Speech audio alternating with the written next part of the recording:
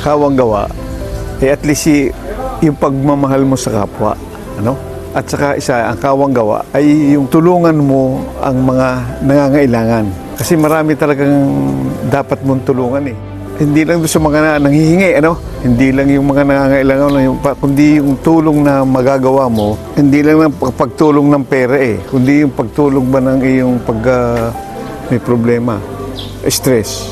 Kasi marami talagang dapat nangangailangan ng tulong eh. Sa atin na kakaawa. Yung masasabi ko sa kawang gawa, na unang-una yung pagtulong natin sa aking kapwa at paano tayo tutulong kung wala tayong pagmamahal.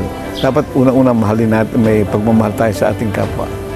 Para sila at least yung kawang gawa, nasa puso natin para sila matulungan.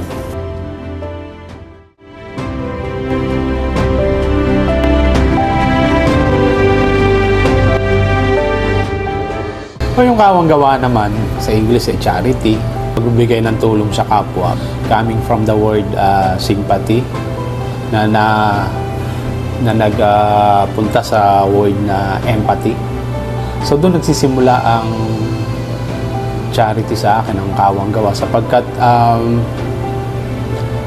nakita ko na ang mga taong ito, ang mga individual na ito, sa field o sa view ng social work ay nangangailangan ng tulong at kailangan kong may gawin para matulungan sila na maiangat yung kanilang pamumuhay o maibsan yung kanilang mga dinaramdam.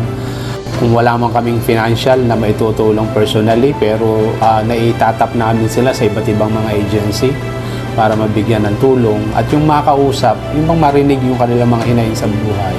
Isa na ito sa mga masasabi natin na kawang gawa para sa kanila.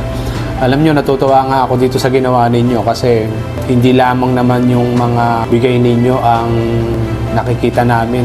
Ang nakikita ko dito yung oras ninyo, that is very precious. Marami tayong kliyente dito na nangangailangan ng oras, ng pagmamahal, ng mga resources na kinakailangan upang maipagpatuloy nila yung kanilang rehabilitation at pagbabago para maging katulong o isang citizen na nakakatulong sa ating komunidad.